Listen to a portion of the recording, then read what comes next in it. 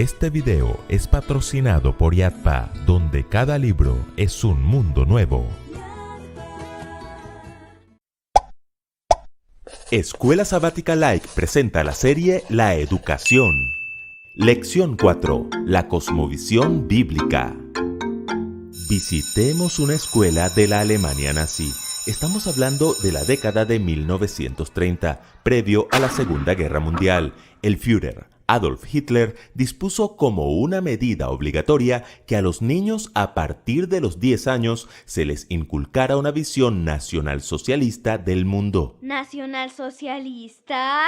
¿Y eso qué significa? Significa que en las escuelas se les enseñaba a los niños alemanes que ellos, por ser de piel clara y sonrosada, altos, rubios y predominantemente de ojos claros, eran una raza superior y clasificaban a los judíos y a otros pueblos considerados inferiores como razas bastardas, parásitas, incapaces de crear una cultura o civilización. Estos jovencitos ingresan a nuestras organizaciones a los 10 años de edad.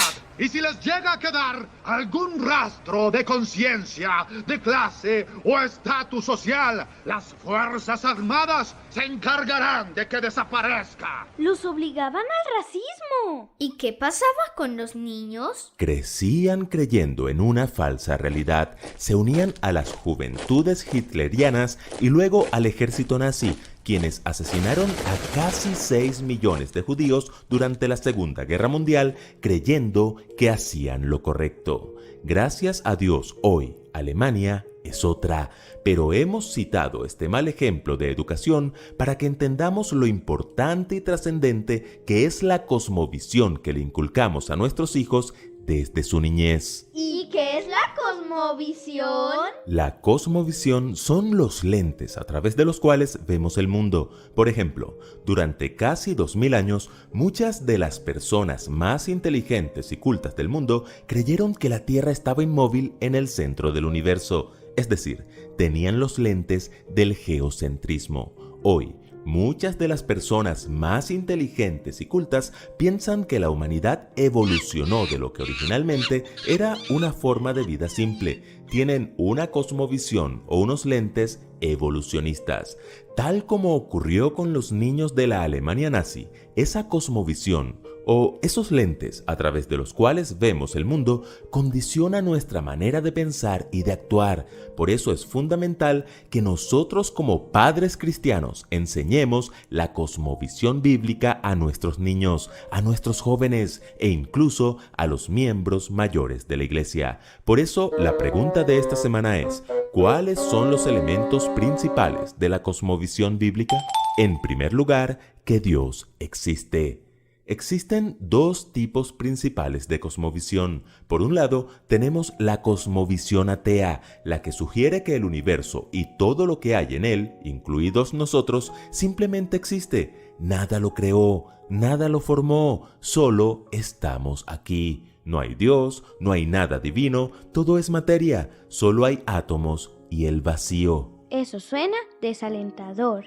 Y deprimente. De acuerdo. Por eso del otro lado tenemos la cosmovisión teísta, esa que sostiene que Dios sí existe y que el universo y todo lo que hay en él, incluidos nosotros, simplemente fue creado por Dios. Eso es esperanzador y emocionante. Bien escribió el salmista David, dice el necio en su corazón, no hay Dios. Alguien escribió una conversación imaginaria entre dos gemelos en el vientre. Uno de ellos sostenía que eso de mamá era solo un mito, que si nunca la habían visto, lógicamente no existía. Afirmaba que el parto era el fin de la vida y que no hay nada más allá del parto, sino oscuridad, silencio y el olvido.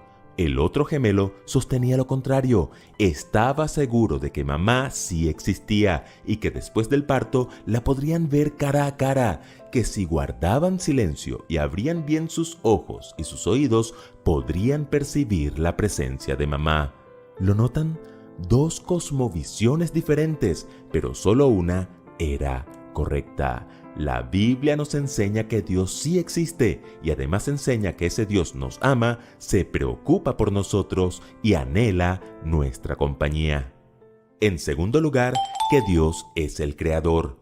Es fascinante la forma en que la Biblia da por sentada la existencia de Dios. Génesis 1:1 no comienza con un montón de argumentos lógicos, aunque existen muchos. Simplemente da por cierta su existencia y partiendo de esa base se da a conocer a Dios como Creador. Cuando Dios habla, hace exactamente lo mismo. Yo hice la tierra y sobre ella formé a la humanidad. Mis propias manos extendieron los cielos y di órdenes a sus constelaciones. La doctrina de la creación también es fundamental para la educación cristiana. Todo lo que creemos como cristianos, la expiación, la ley, la cruz, la resurrección, la segunda venida, todo se basa en que Dios es nuestro Creador. Por tanto, una cosmovisión bíblica debe enfatizar la importancia de la doctrina de la creación, y este énfasis adquiere mayor importancia teniendo en cuenta el ataque frontal que ha recibido en nombre de la ciencia, la evolución.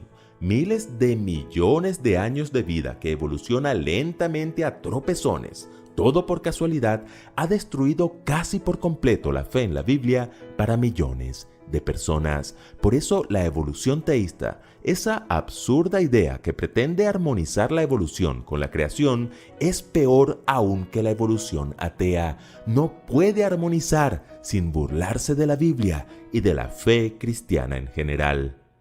En tercer lugar, que la Biblia es veraz. Como decíamos, la cosmovisión hace que cada cual vea el mundo con unos lentes distintos. ¿Qué ve un ateo cuando mira un arco iris? Solo ve un fenómeno natural. Y además del fenómeno natural, ¿qué ve un cristiano cuando mira el mismo arco iris? La misericordia de Dios al recordar la promesa de no volver a destruir el mundo con agua. Correcto. Y esa forma de ver el arco iris solo es posible a través de la Biblia. La Biblia es el texto fundamental de nuestra fe. Por tanto, la educación cristiana debe estar arraigada y cimentada en la palabra de Dios. ¿Expondremos a nuestros hijos a una cosmovisión contraria a ella? La tía Elena dice: en la palabra de Dios, la mente encuentra material para el pensamiento más profundo. En cuarto lugar, que Jesús es el Redentor. Enseñar que Dios existe y que es el Creador cobra un verdadero sentido cuando lo complementamos con la enseñanza de que Jesús es el Redentor. Que cuando el hombre pecó, Dios no dio por malograda su creación, que tenía preparado un plan redentor. El mismo Creador moriría para salvar a sus criaturas, que somos justificados gratuitamente por su gracia mediante la redención que es en Cristo Jesús. Por esta razón, Cristo y el crucificado debe ser nuestra prioridad en todo lo que enseñamos. Una enseñanza que, a decir verdad, también debe incluir la segunda venida, porque la primera venida de Cristo realmente no nos beneficia en mucho sin la segunda, ¿cierto? Podríamos sostener, según las Escrituras, que la primera venida y la segunda venida de Cristo son dos partes de un acontecimiento, el plan de salvación. Y en quinto lugar, que la ley de Dios cuenta.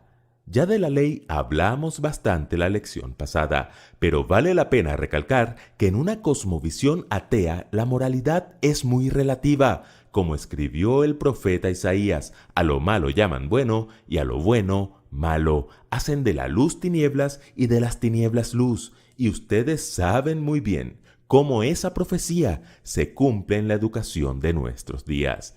Permitamos que nuestros hijos vean el mundo a través de los lentes correctos, que la cosmovisión bíblica haga parte de su educación, para que ya no seamos niños fluctuantes, llevados por doquiera de todo viento de doctrina, por estratagema de hombres que para engañar emplean con astucia las artimañas del error. Escuela Sabática Like les invita a seguir estudiando juntos esta nueva serie. Complementa estos estudios con el libro La Educación de Elena G. de White. Adquiérelo en IATPA Librería. Visita tu librería más cercana. Para gloria de Dios, estamos cerca de alcanzar los 100,000 suscriptores. Si no te has suscrito, te invitamos a hacerlo. Es una forma sencilla de apoyar nuestro ministerio. Recuerden que juntos podemos crecer más.